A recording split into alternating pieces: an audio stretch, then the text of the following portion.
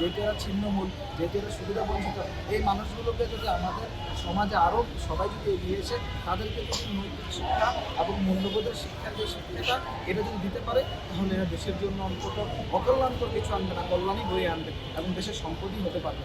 এবং ওই কুচক্রী মহল যে মহল তাদেরকে দিয়ে অপরাধ করানোর প্রচেষ্টা করে, তাদের কাছ থেকে ওরা দূরে থাকবে, কারণ তারা নিজেদের সম্পর্কে সচেতন থাকবে।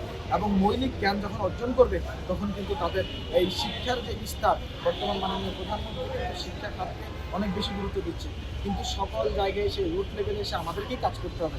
আমি আমার জায়গা থেকে করলাম, আরও 10জন নাগরিক 10জনের জায়গা থেকে করলে কিন্তু আমরা যদি 10জন শিশুরও এরকম দায়িত্ব নেই পড়াশোনার জন্য, মৌলিক শিক্ষার জন্য, তাহলে কিন্তু 100 জনের দায়িত্ব না, তাহলে 1000 এরকম শিশুদেরকে বা সুবিধাবঞ্চিত মানুষকে শিক্ষা দান করতে পারবে, তাহলে দেশ এগিয়ে যাবে এবং এরা দেশের সম্পদে পরিণত হবে। একটা সময় এরা সচেতনতা অর্জন করবে এবং শিক্ষা অর্জন করবে, তার মাঝে কিন্তু এরা নিজেদেরকে পরিচালিত করতে পারবে। আপনি জানেন, যার ভিতরে ন্যূনতম শিক্ষা নাই সে কিন্তু নিজেকেই পরিচালিত করতে পারে না।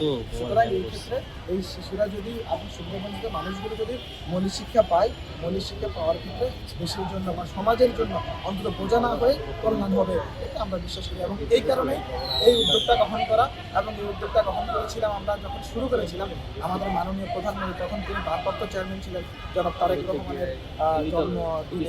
আমরা ওই জন্মদিন উপলক্ষে আমরা এরকম একটা কার্যক্রম হাতে নিয়েছি এবং আমরা ঢাকা শহরের বিভিন্ন জায়গায় মাঝে মাঝে কার্যক্রম পরিচালনা করি এবং বিভিন্ন স্কুলের সাথে বিভিন্ন এরকম স্ট্রিট যে চিলড্রেন অনেকগুলো স্কুল আছে, সেই স্কুলগুলোতেও কিন্তু আমার তাদের সাথে কাজ করার অনেক সুযোগ হয়েছে।